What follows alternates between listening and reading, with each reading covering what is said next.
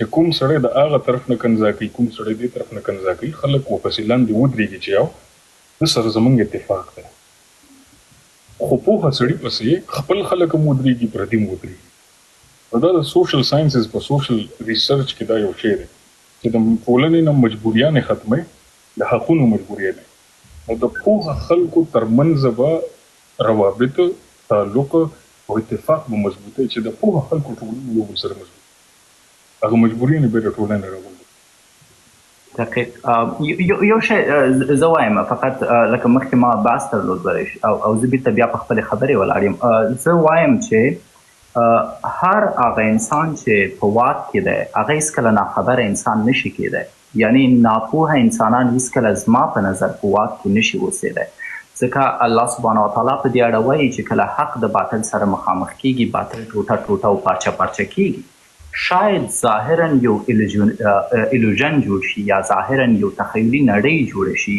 چې یو فرد چې باطل دی او ځان ته یو ګروپ جوړ کړی یا یوه لړۍ جوړه کړې ده دوی ځان په شهرت کې یا په قدرت کې وویني اما د قدرت واقعي تعریف چې کله تاسو کوئ نو هغه په اصل کې قدرت نه ذلت حمزه صاحب مثلا مثال ورکړه چې په ټیک ټاکونو کې کېدای شي ځینې ګروپونه راشي او تاسو وګورئ چې دوی نادانه خلک دي د دې په ځای چې یو بل سره نیوکه وکړي یا د دې په ځای چې یو بل ته کندې وکني دوی سره یو ځای اما دلته باید د ځواک تعریف وشي که چېرته ځواک پر ټیک ټاک باندې مسخرې کول که چېرته ځواک پر ټیک ټاک باندې د خپل شخصیت تخریبولي نو بیا تعریف د ځواک غلط دی لومړی خو زه د دې خلاف یم زه فکر نه کوم چې هېڅکله دې ناپوهه خلک په قدرت کې اوسي بلکې همیشه په قدرت کې هغه خلک دي چې پوه دي او دوی منیپولیټ کولی شي ناپوهه خلک مثلا که چېرته یو ساده مثال ورکړم د رهبریت په سطحه به کیدای شي تاسو یو ناپوهه سړی وګورئ کیدای شي یو نفر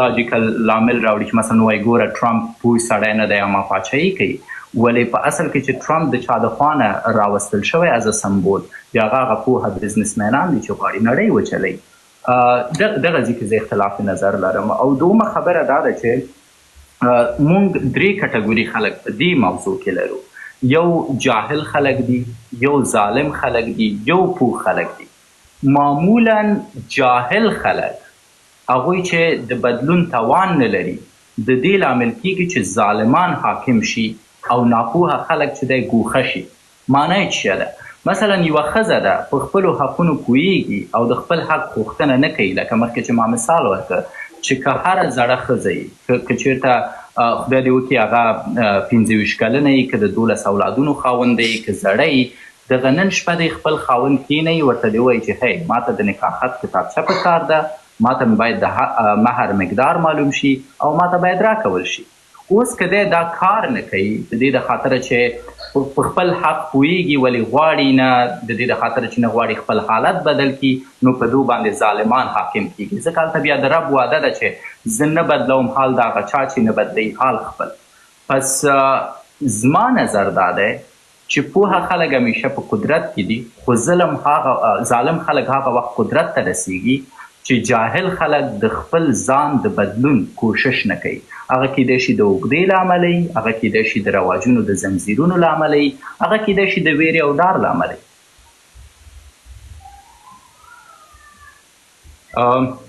صاحبزاده صاحب مهرباني ډاکټر صاحب په دې به د زه یو اسانه خبره وکړم او لاندې ولس چې ناست دی نو نه غواړم ډېرې سختې خبرې وشي ګینې دا موضوع ډېره ډیپ ده دی دونه ډیپت په دې موضوع کې چې مختلف فلسفیز پېشته دی مختلف ریسرچ پېشته دی خو د کلیوالۍ ژبه کې به خبرو وکړو کلیوالۍ ژبه کې داسې ده ډاکټر صاحب همیشه په ټولنه کې موږ چونکې خبره د ښځو د حقوق موضوع ده نو د ښځو په کانټکس کې به وشي زمونږ ټولنه کې ښځو حقونه یوازې نه دي خوړلی شوي زمونږ ټولنه کې اول ښځو د نورو نه حقونه اخیستي دي دا زه لږ کاونټر ارګیومنټ درکوم ځکه چې ټولنه جوړیږي د ښځو په مټو باندې د ښځو د بچو په تربیت باندې زه لنډ مثال درکوم یو انسان دی یو سړی دی هغه د بل نه حق اخلي د بل نه حق ختموي، هغه دا زده کړه چېرته وکړه چې د نورو خلکو نه حق واخله. هغه دا کانفیډنس چېرته پیدا کو، هغه دا عقل او پوهه چېرته نه واغسته چې د نورو خلکو حق ته ووته، نورو خلکو ته زړه کې نفرت وساته. زمونږ ټولنه کې مونږ چې کوشنیانو، تاسو چې کوشنیان وي واړه وئ، دا یو ډېره عامه خبره ده چې مور خپل بچو ته یوه خبره کوي. مور خپل بچو ته زیات تر په ټولنه کې دا خبره کوي چې ستا د پلار کورنۍ، زه چې را واده شوم ما سره ډېر ظلم کړی دی، ستا نیا زه ډېر وهلی یم، ستا ترګانو زه ډېر زورولی یم. ماشوم ته په زړه کې د وړوکوالي نه د خپل د نورو د وینې ریلیټیوز، ګاونډیانو، ټول د هغې ته نفرت اچول اول د ښځې نه راځي ماشوم ته. نو بیا په سبا باندې ښځه څه کوي چې زوی واده شي، نو د خپلې انګور حق اغستل خپل زوی ته وښیي چې د خپل انګور نه به حق څنګه دی. نو مونږ چې کله ښځو له حقوق خبره ورکوو چې ښځې ته مونږ حقوقونه وغواړو، اول به مونږ ښځې دا تربیت کوو چې ته به نورو ماشومانو ته، کوشنیانو ته، خپل بچو ته به حق اغستو چل نه ښیي، ځکه دا هلکان ته چې تا چل وښودو د حق اغستو، سبا به یې دا د خپلې خور نه هم دا حق اخلي، د بل د چا لور نه به یې مخلي، د هر چا نه به یې اخلي. نو زمونږ ټولنه کې ډاکټر شکیب صاحب تاسو ونه ګورئ چې ډېرې میندې خپل زامنو ته په حقیقت کې چل وښیي چې د خپلې ښځې نه به حق څنګه دی. هغه د ښځې حق چې دی هغه د کالو دی، د ډوډۍ دی، د کور د کارونو دی، د ژوند د تېرولو دی، د خپل آرام دپاره ارایشونو دی، د لګژري ژوند دی، د پیسو خرچ کولو دی. اولنی د هغې ښځې نه چې حق ځي نو هغه د مور په خوله باندې ځي.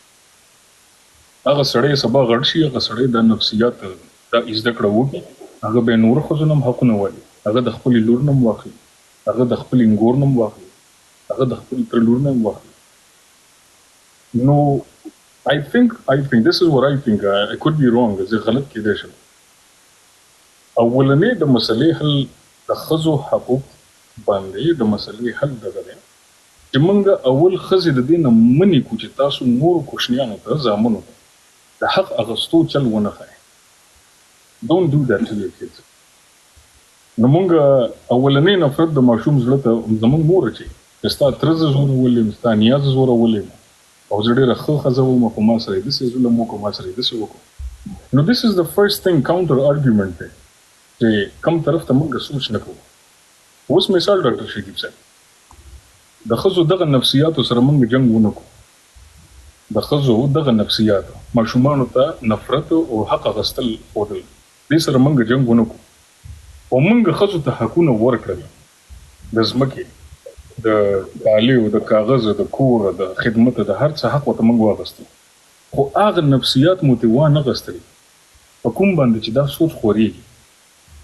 نو د معاشرې د نقصان نور زیات وکړو، ځکه یو طرف ته ټول حقونه دې ورکړل، بل طرف ته هغه نفسیات او هغه سوچ دې ترې واپس وانه غستو.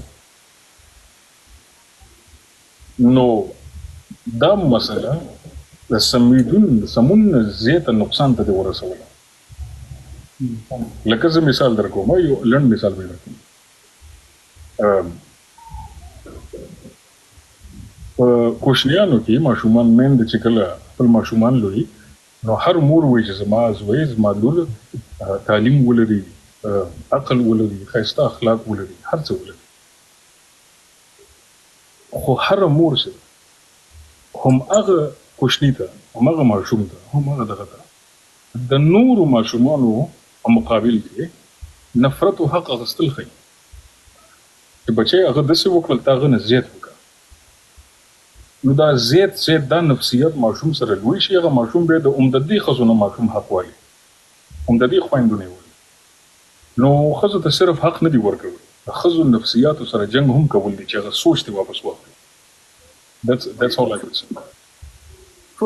څو مسایل دي زه په بحث کې چې ماته نه ځوابېږي، او زه غواړم چې کله دوستان دلته راځي زموږ خبرې اوري، یو رغنده ځواب ولري، داسې یو ځواب چې هغه کنفیوژن ایجاد نه کړي. مثلا موږ په دې بحث وکړو چې د پښتنو کلتور کېدای شي د اسلام خلاف روان وي، خو دې نتیجې ته ورسېدو چې د پښتنو کلتور د اسلام خلاف نشي تللی.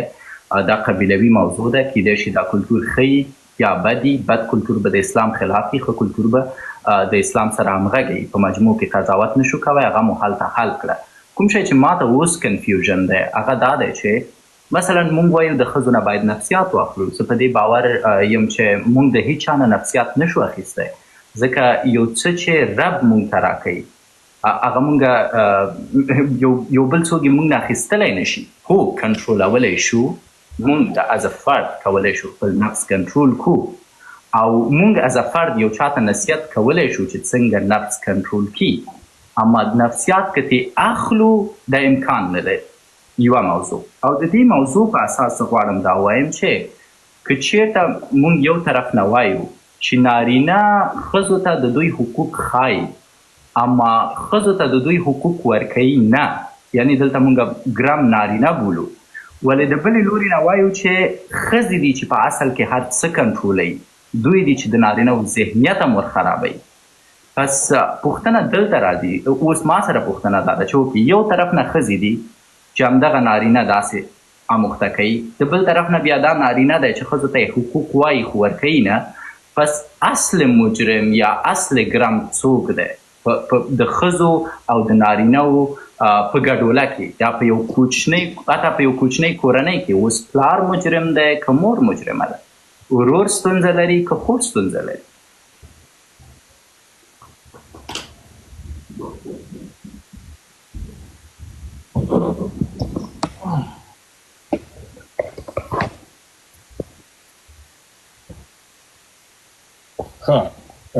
ډاکټر صاحب تاسو ویلې چې مجرم څوک دی.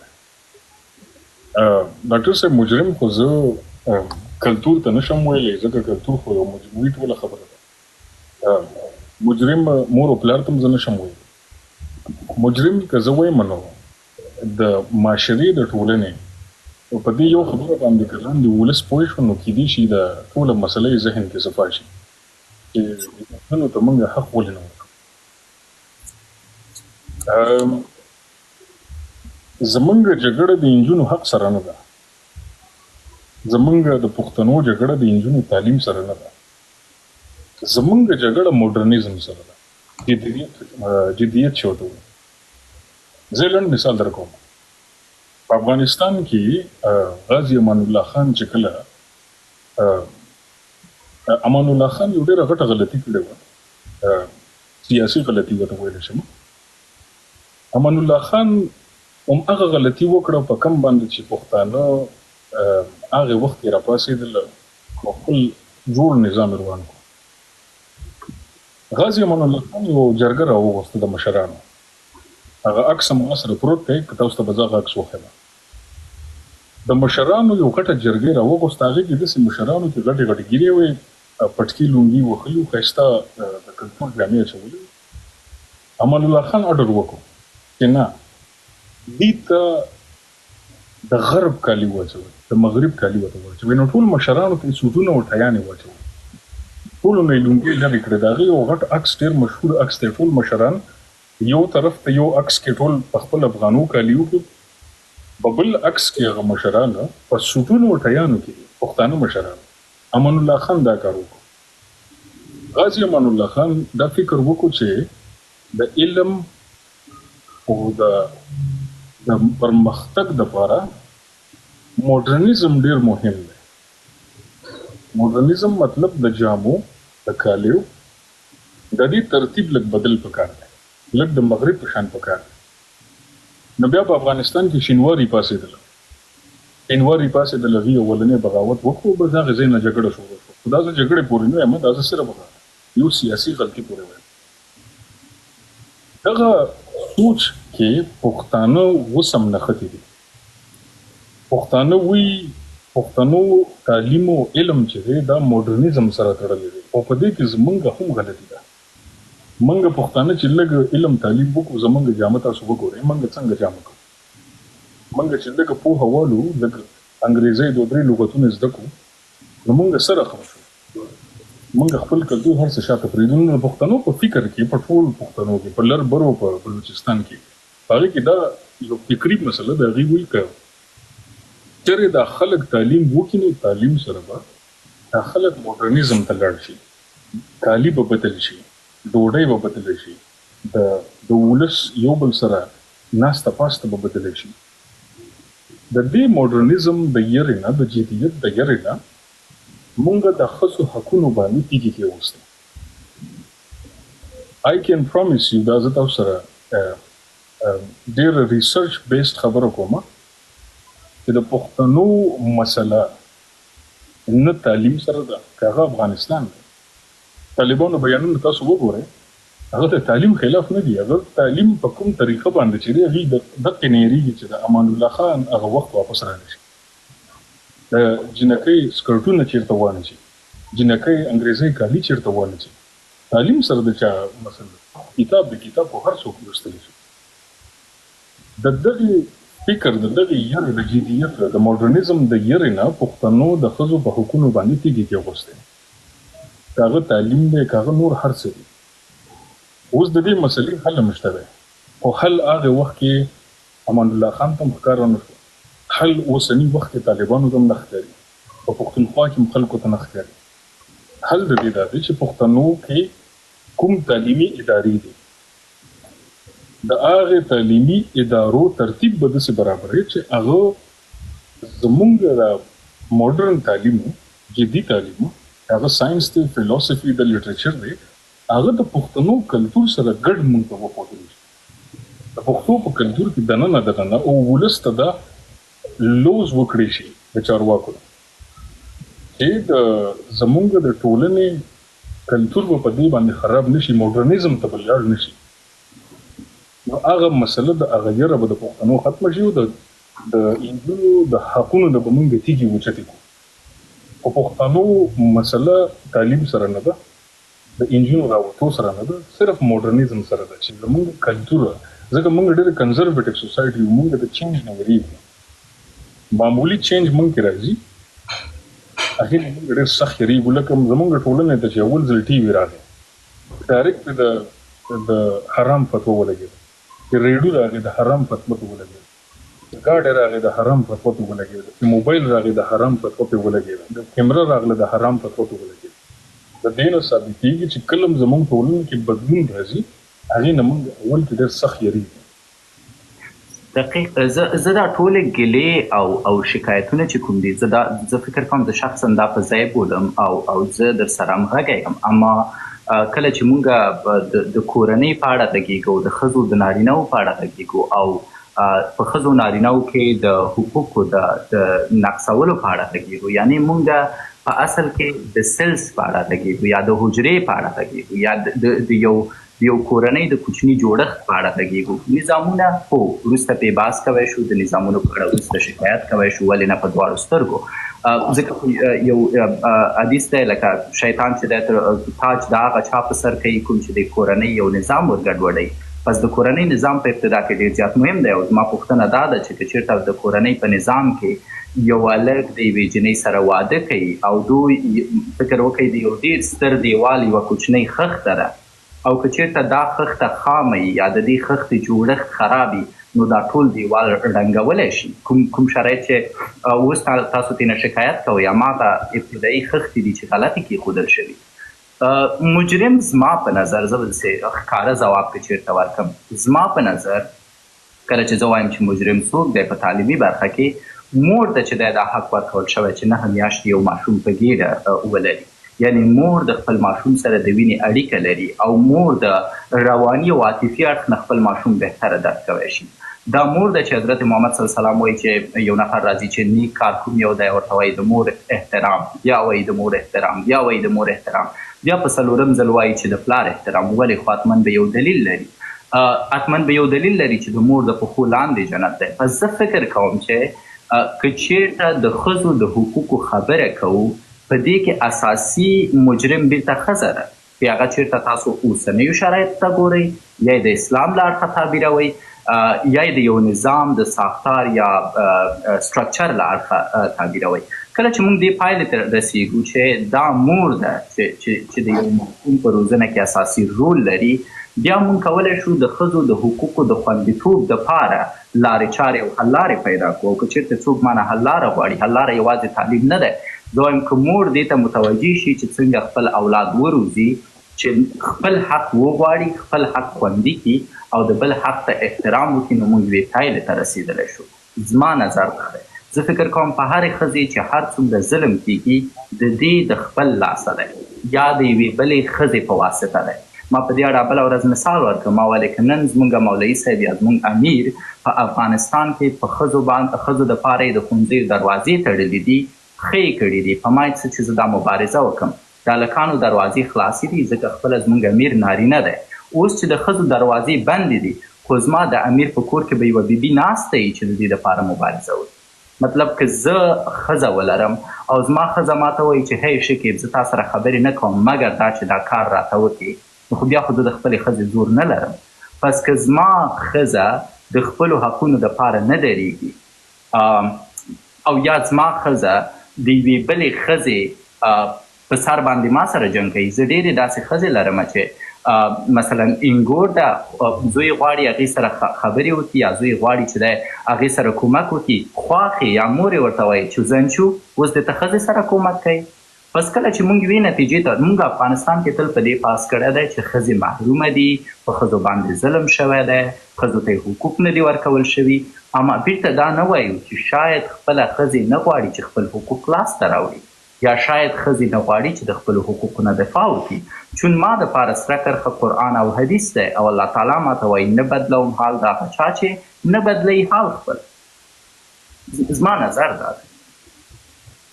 دلته لاندې یو کمنټ وشو ډاکټر صاحب چې په لیبرلیزم او ماډرنیزم کې فرق زده کړی، دا ډېر ښایسته پوینټ دی، ښایسته پوینټ یې وچت.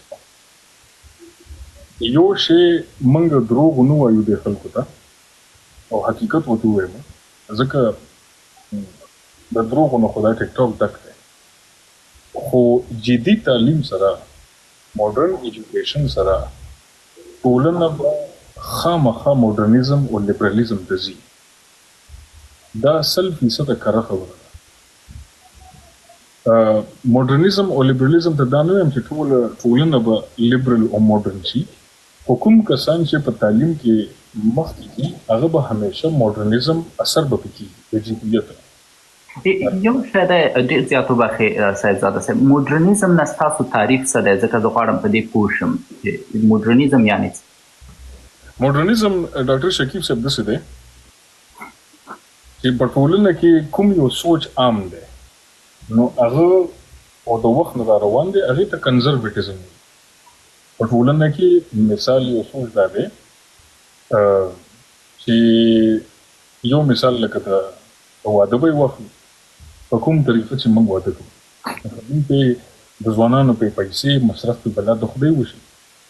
اوس کوم کسان چې تعلیم طرف ته لاړ شي، له پوهې طرف ته لاړ شي، هغه وګوري چې نړۍ په نور شیانو کې خپل ریسورسز لګوي.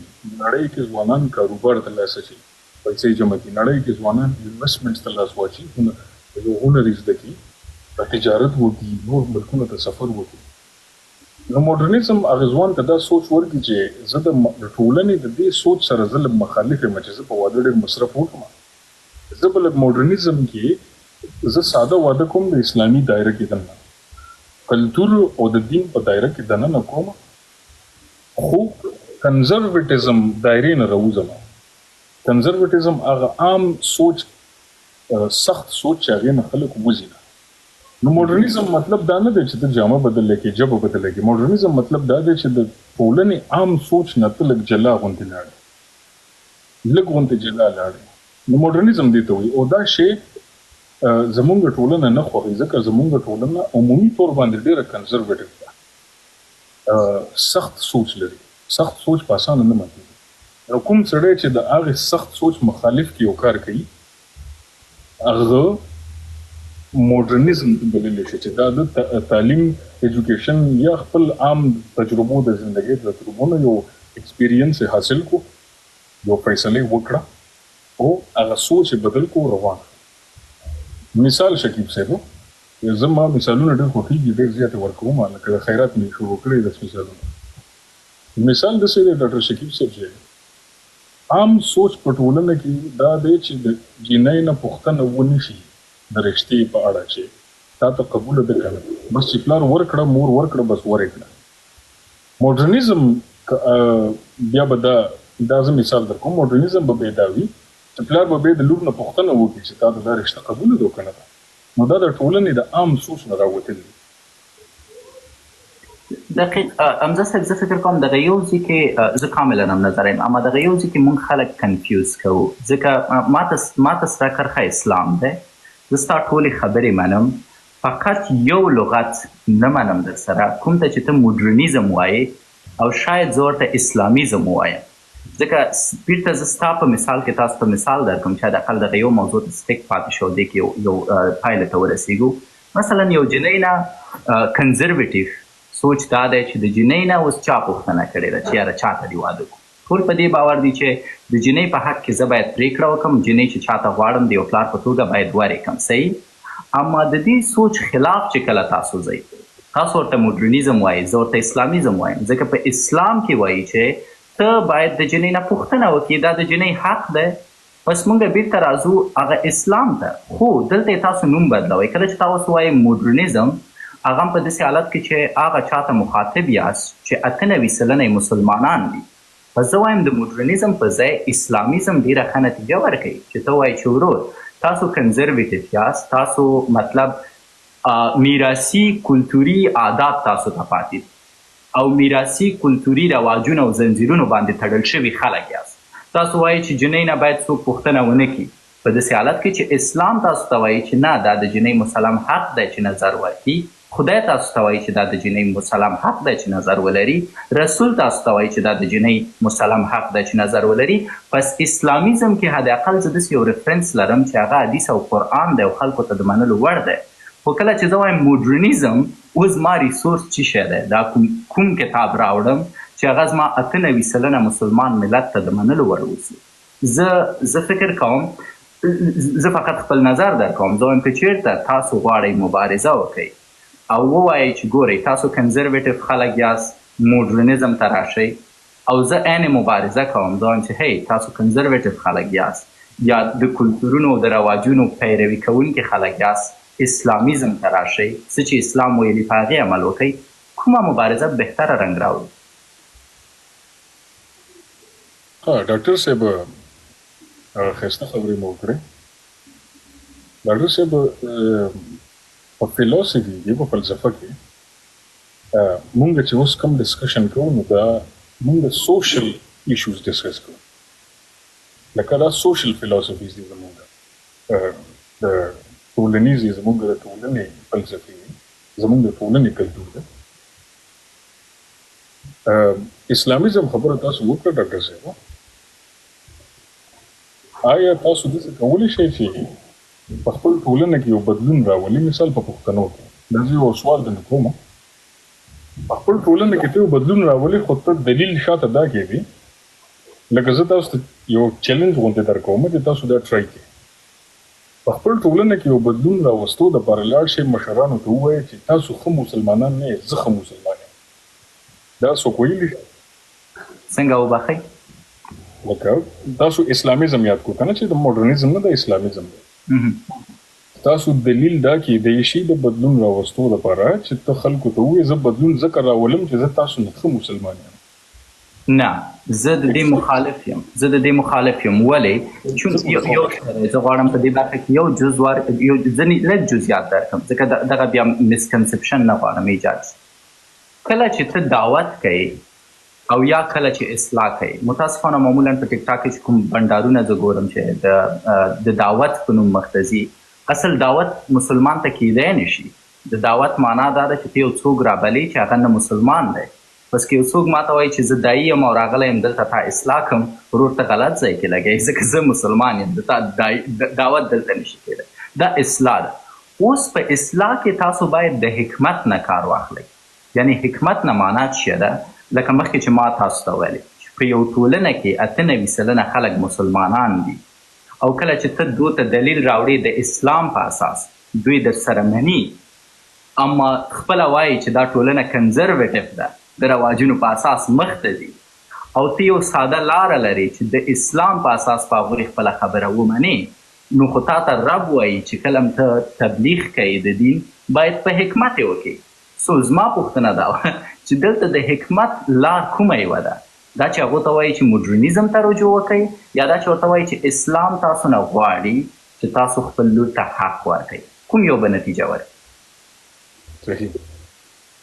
ها ډاکټر صاحب داسې ده چې کله موږ د اسلام د وختونو خبرې کوو، نو اسلام چې کوم وخت کې راغلی و هغې وخت کې په عربو کې به خلکو نجونې جمدۍ ښخولې. عمومي سوچ کنزرویټیو و. صحیح ده. خلکو به نجونو ته حقونه نه ورکول، جمدۍ به یې ښخولې، نجونو پیدا کېدل به دا به یو بېعزتي غوندې وه په عربو کې. نو اسلام چې راغی، اسلام څه وکړه؟ اسلام خلک د کنزرویټیو سوچ نه راوباسه، اسلامیزم ته را نه وستل، ځکه اسلام خو په وختونو کې هلکه هلکه په وحي په طریقه باندې زموږ پیغمبر باندې راغلی. زمونږ پاک نبی د عربو کنزرویټیو سوچ نه خلک روباسل، نو په فلسفي کې د فلسفي د بنیاد باندې د کنزرویټیو سوچ نه راوتلو ته موډرنیزم دی. دقیق صاحبزاده صاحب، کله چې وایي زموږ پیغمبر حضرت محمد صلی الله علیه وسلم، نو کله چې مونږ د پښتنو د ټولنې خبره کوو، اټس ویری سمپل. د پښتو ټولنه کې که تاسو وایئ چې زه اسلام راولم یا اسلام راولم، هغه خلکو ته دا دونه ریکویسټ راځي، دا څنګه بندېږي؟ دا چې دوه درې ځلې ډیکلین کوي بیا نه راځي. نو د پښتنو ټولنه کې ډاکټر صاحب چې کله تاسو بدلون راولئ، د کنزرویټیو سوچ نه روباسئ، نو کنزرویټیو سوچ نه راوتو ته چې کنزرویټیو سوچ نه یو سړی راوځي، هغې پروسس ته موډرنیزم دی. موډرنیزم په ځان کې یو شی نه دی، لکه په ځان کې یو فلسفي نه ده. موډرنیزم یو پروسس دی چې د ټولنې هغه سوچونه، هغه کلتورونه، هغه روایات کوم چې د ولس په ګټه نه دي، ولس یې پرمختګ نه پاتې کړی دی، هغې نه راوتو ته موډرنیزم. This is the simplest explanation of modernism. اوس هغه موډرنیزم هغه دا نه ده چې هغه د اسلام خلاف وي، نو هغې ته اسلام، هغه موډرنیزم ته اسلام ویلی شي، ځکه چې US کانسټیټیوشن په امریکا کې US کانسټیټیوشن literally 70 یا 60 years مخکې ښځو ته د ووټ حق ورکړو. ښځو ته ډېر حقونه د 80 کاله کېږي چې امریکې حقونه ورکړل. اسلام دا حقونه 1400 کاله مخکې ورکړي. No, Islam was way more modern than even current America. اسلام په هغه وخت کې د ښځو حقونه ومنل، نو امریکې ته خلک موډرن وایي چې امریکا یو موډرن سټیټ دی، د خلکو حقونه داسې وغسې. نه، اسلام دا 1400 کاله مخکې راوړي دي په هغې کلتور کې کوم کې چې بچې نجونې جمدۍ ښخېدل. نو اسلام هغې وخت کې دا پروسس سټارټ کړی و خلک د کنزرویټیو سوچ نه روباسلو دپاره. ما پوښتنه دا ده د موډرنیزم لغت لومړي دپاره لغت خو it doesn't matter، لغت خو ورته هر څه ویلی شي، دا خو مونږ اوس بحث کوو، نو موډرنیزم لغت استعمالوو. دقیقاً، یعنې زما موخه دا وه، ځکه زه وایم چې بحث مو بل ځای ته لاړ نه شي، دا د اقل دغه یو موضوع داسې کړو چې یو پایله ته یې ورسوو، بیا مخکې د دې چې بل بحث ته لاړ شو، ځکه مونږ څو مسله زه به په دې اخري خبره درته ډاکټر صاحب، نو پښتنو ټولنه کې چې کله ته بدلون راولي او خلک د کنزرویټیو سوچ نه روباسي، هغه روباسلو هغې پروسس ته موډرنیزم وي. صحیح.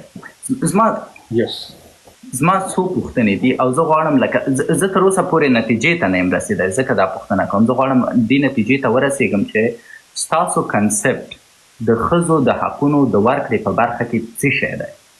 ځکه اوس ماته موډرنیزم بیرته بېمعنا دی چې زه پرې بحث کوم. کله چې ته وایې چې خلک کنزرویټیو فکر لري او دوی باید د کنزرویټیو فکر نه راوباستل شي، او کله چې دوی تعلیم ترلاسه کوي کنزرویټیو فکر نه راویستل کېږي، موډرنیزم ته ځي، دغه ځینې خلکو ته د منلو وړ نه ده. یعنې تر دې ځایه پورې ما ستاسو مسله مکمل صحیح اخیستې ده. ما پوښتنه دا ده، مثلا تاسو ویلی چې د حضرت محمد صلی الله علیه وسلم په دور کې مخکې د دې چې پیغمبر شي نجونې ژوندۍ ښخې، او دا سوچ چې کله بدل شو خلک کنزرویټیف نه راغله موډرنیزم ته. دا کیدای شي د یو چا فکر واوسي. I agree. مثلا کیدای شي یو نفر ووایي چې د انجونو د ښخولو نه انجونو ته تر احترام ورکولو او په انجونو یا د انجونو په پیدایښت تر خوشحاله کېدلو پورې د دې ځینه ایزي ته راتلو ته موډرنیزم وایي. زه وایم فاین، موډرنیزم ورته مه وایئ، شکیبیزم ورته وایي. زه نوم سره ستونزه نه ده. زما اساسي پوښتنه دا ده د بحث د پیل نه چې دغه د کنزرویټیف حالت نه چې کله تاسو موډرنیزم ته راځئ، دا یو سفر دی چې تاسو یې کوئ. دا سفر یو مپ ته، یو نقشې ته، یو پلان ته، یو سورس ته، مننه، یو کتاب ته، دې ته اړتیا لري. دغه سوچ، دغه کتاب، دغه لار، دا تګلاره، دا چی شی که چېرته ماته یو څوک وایي چې زه غواړم کنزرویټیف خلک په فرهنګ او رواجونو کې بند خلک راولم موډرنیزم برخې ته، په کومه لاره، په کومه تګلاره؟ حضرت محمد صلی الله علیه وسلم اړوند مثال ورکوئ. د هغه لاره او تګلاره معلومه وه. د هغه لاره او تګلاره سورس خدای و چې وحی ورته کېدلی. الله تعالی ویلی نه یوازې دا چې تاسو د یو ماشوم د قتل کولو حق نه لرئ، اسلام کې د هر ماشوم قتل کول حرام دي، بلکې الله سبحانه وتعالی په دې اړه مو ویلی چې که چېرته د چا یوه لور پیدا کېږي او په دې اړه غمجن کېږي، دا سړی مجرم دی. پس حتی د لور په پیدایښت غم هم چې دی جرم وبلل شو. او کله چې د یو چا یوه لور پیدا کېږي او یا ورځې برکت یې د په کور باندې چې د زوی هغومره تعداد نه دی. پس فرض وکړو د تاسو په تګلاره مونږ ته پکار ده د افغانستان کنزرویټیف خلک راولو موډرنیزم ته. زما په نظر یوازینۍ تګلاره اسلام ده. زما په نظر یوازینۍ لاره قرآن او حدیث ده، نه کومه بله لاره. او زه فکر کوم دا لاره څوک عملي کوی شي، یعنې زه واضح غواړم بحث وکړم. زه فکر کوم دا لاره چې دی د ښځو له خوا نه ده تکمیل شوې. دوی د خپلو حقونو نه خبرې نه دي. دوی د خپلو حقونه د یو بل سلب کړي دي، ځکه خو نن نارینه ورباندې ظلم کوي. سو زما ارګومنټس چې دی دا ډېر واضح او ښکاره دی، او زه غواړم په دې اړه ستاسو ارګومنټس واورم.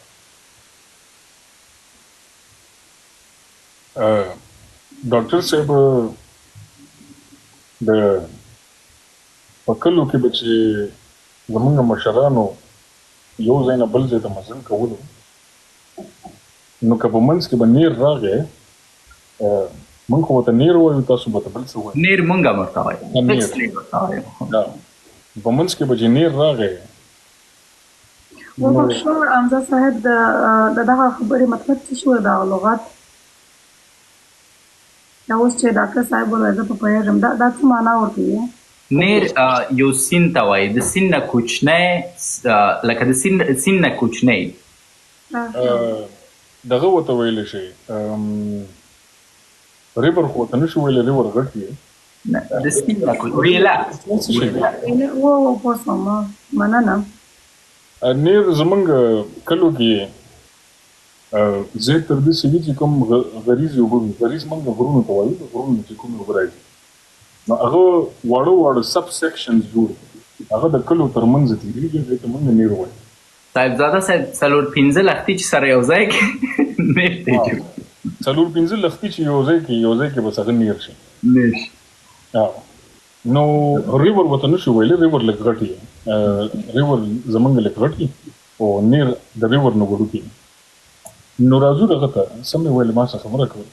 ما دغې پوینټ اف ویو په اړه لګېد په دې چې کنزرویټیف خلک موډرنیزم ته راولو، سټرکچر چې شه دی، ما ولې زما دپاره اسلام دی، او زه فکر کوم چې که ښځې په اسلام خلک لاندې کمنټونه کوي چې وله ورته وایي، وله ډېره وړه وي جانان، وله خو نه خورئ. څو ویلو یو ځای کېدلو ته نیر وایي.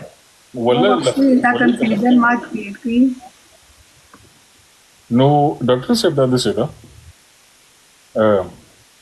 تګلاره د موډرنیزم چې کله موږ بحث کوو، موډرنیزم یاد ساتئ، موډرنیزم په ځان کې یو شی نه دی، موډرنیزم یو پروسس ته وایي. اوس مثال اسلام بهترینه لاره ده موډرنیزم ته د راتلو. اسلام بهترینه لاره ده هم د اسلامي اصول او اسلامي قوانین اسلامي حقونه چې جمع دي شي ټولنه به ماډرن شي. ولې؟ ځکه اسلام تر قرآن تر اخرت پورې دین دی، لکه دینه بس بل دین راتلونکی نشته. نو دا څنګه کیدای شي چې معاشره په ساينس کې، ټیکنالوژي کې، فلسفه کې، سیاست کې پرمختګونه کوي، نوې ایجاداتونه کوي او اسلام به موږ هماغه 1400 کاله مخکې ساتي؟ اټس ناٹ ټرو. اسلام راغلی دی دپاره دی چې ټولنې سره اسلام تر اخرته پورې ټولنه ځان سره وچلوي. اسلام اصولونه ورکړي دي خلکو ته. کله چې د مسلمانانو امپایر، مسلمانانو په نړۍ باندې راج کوو، نو زمونږ ساینسدانان به مونږ لرل، مسلمانان مونږ به بهترینې فلسفې زمونږ وي. اسلام د ټولو نه ماډرن ریلیجن چې و، چې په عیسایانو باندې به چرچ پابندي لګولې وه په ساینسي تحقیق کې. اسلام ساینسي تحقیق ته فروغ ورکړ. البیروني پیدا شو، غزالي پیدا شو، داسې نور ساینسدانان، نور لیکوالان، دا ټول بهترین د اسلام په سیمو کې پیدا شو، د مسلمانانو په سیمو کې پیدا شو. کله چې موږ اسلام پرېغوستو نو موږ نه ماډرنیزم پاتې شو. موږ دا دی کله نه چې هغه مسلمانه امپراتوري زموږ ختم شوي دي، عثماني خلافت ختم شوی دی، خلافت راشدون ختم شوی دی، هغې نه پس مسلمانانو په ساینس کې، ټیکنالوژي کې، فلسفه کې هیڅ قسمه ترقي ونه کړه. نو کله چې موږ اسلام پرېغوستو نو موږ ماډرن نه شو، موږ ماډرنیزم نه بار شو، موږ کنزرویټیزم ته لاړو، موږ په قبایلي قوانینو کې پاتې شو. همدا اسلام د چې ماډرنیزم ته فروغ ورکړي چې مسلمانانو علم وکړي، تعلیم وکړي، څېړنه وکړي، ساینس وکړي، ایجادات وکړي. په نړۍ باندې نن سبا راجم په ټیکنالوژي په دنیا کې.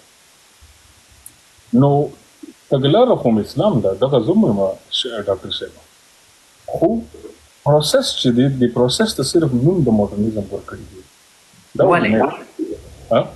ولې مهم دی چې دې پروسې ته د ماډرنیزم نوم ورکړو په داسې حالت کې چې ولې د ماډرنیزم نوم دومره مهم وسی؟ مثلا راځئ د ماډرنیزم نوم ته پښتو لغت وایو چې د پرمختګ یوازینۍ لاره اسلام ده.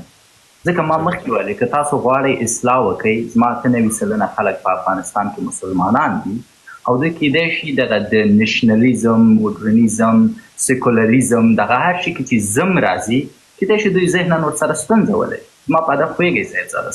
بس کله چې تاسو غواړئ اصلاح وکړئ یا کله چې تاسو غواړئ دعوت وکړئ، رب درته وایي چې باید په حکمت یې وکړئ. او که تاسو پوهېږئ چې دغه د زم سره یا د زم لغت غلط تفسیر کیږي یا خلک ترې ویرول کیږي یا زمینه دې ته مساعدېږي چې په موتاټاپې ووهل شي، ولې باید دا نوم کلک راونیسو؟ احساسات ولې باید راوپارو؟ په دغه ځای کې به زموږ ستا فلسفه په ټکر کې چې ډاکټر صاحب، زه وایم دا نومونه ضروري دي. زه ورته په ستاسو دلیل ډېر ښایسته و د پښتنو په کانټکسټ کې، خو یاد ساتئ دنیا ګلوبلیزم ته روانه ده، یو بل ازم نه پکې واچوو. دنیا یو کېږي، نړۍ یو بل سره اوس دا دی موته ناستو، د برې پښتونخوا د کوچې پښتونخوا زموږ ستا یو ځای کېدل او تماس نیوله، دا د ګلوبلیزم ټولو نه غټه نښه ده چې زما فلسفې، زما نظریه ته وپېژنې، ستا زه وپېژنم، ورو نفرتونه ختم شي او نړۍ خلک ورو یو کېږي په فکر باندې، په سوچ باندې. دنیا ګلوبلیزم ته روانه. اوس ډاکټر صاحب که موږ پښتنو سره هماغه کار وکړو کوم چې د 1000 کالو نه روان دي چې پښتانه موږ یو ببل کې ساتلي، لکه دا پیالۍ ده، د دې نه بار ټوله نړۍ ده. ډاکټر صاحب ودې نه کتل پیالۍ مې ترې سترګه وبخښئ. ډاکټر صاحب که موږ لغتونه د نن سبا دنیا پښتنو ته ور نه کړو، نو پښتانه به موږ دې پیالۍ کې واچو او ټوله نړۍ به ترې مخې ته روان.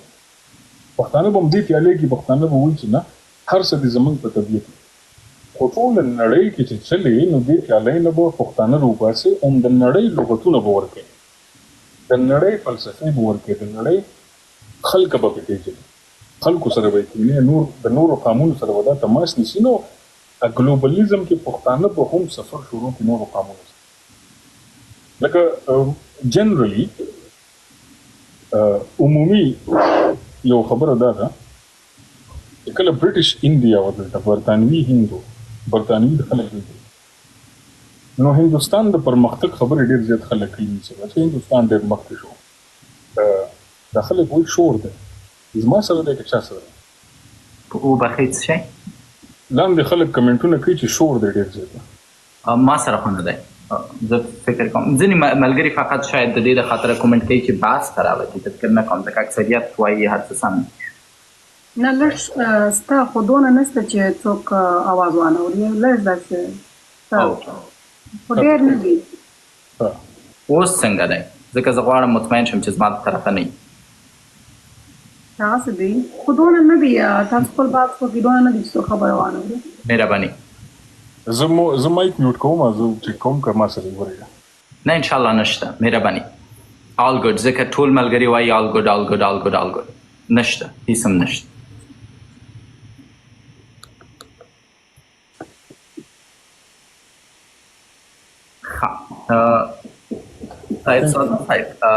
زه د تا سره ډاکټر صاحب ما د پیالې مثال درکولو که نه نو نړیوالې فلسفې به پښتنو ته ورکوي چې پښتانه په اوس نړیوالو فلسفو کې نورو قانونو سره مخکې وچلي پرمختګ وکړي ټکنالوژي واخلي هنرونه یې زده کړي ژبې یې زده کړي د نورو قانونو او پرمختګونه وکړي خلکو سره زه د دې یو بهترین مثال د هندوستان نه درکوم هندوستان په هغه وخت کې برطانوي هندوستان جو نو اوسني هندوستان ځکه پرمختګ وکړو چې اوسني هندوستان ځان د پیالې نه ویستلو د ببل نه ځان ویستلو د هغې ځای عمومي ژبه هلته په ناستو خلکو کې یو بل سره انګریزي خلک وایي ټیک ټاک ویډیوګانې تاسو راوالئ هندوستانیان یو بل سره ناست دي په هندوستان کې یو بل سره انګریزي کې خبرې کوي دې ته موږ پښتانه د شرم په نظر ګورو د شرم په نظر ګورو چې خپله ژبه سره ساتلو سره دنیا چې مخکې ځي ته به ورسره مخکې ځي نو دا اوسني لغتونه چې دي دا مهم دي ځکه سبا ته خپله فلسفه د نورو قامونو ته بیانې نور قامونه راځي تا سره تجارت کوي نور قامونه تا سره اړیکې نیسي د نور قامونو خلک راځي ستا په سیمه کې اوسېدل غواړي د نور قامونه راځي ستا په سیمه کې کاروبار فیکټریانې کولول غواړي د هغه انټیګریټ کولی شي لکه څنګه چې په اوبو کې بوره واچي چینی واچي هغه پکې ګډ شي چې هغه نور قامونه ستا په ټولنه کې ګډ کېدی شي انټیګریټ کېدی شي حمزه صاحب خبره دا ده ځکه د نړیوالې فلسفې د پرمختګ لپاره ډېرې ضروري ده خبره زه غواړم چې داسې یو څه پیدا کړم یا داسې یو کمن ګراوند پیدا کړم چې هغه ماته د منلو وړ وي په اسلام کې وایي چې اولویتونه ډېر زیات مهم دي زه د یو داسې فرض په توګه چې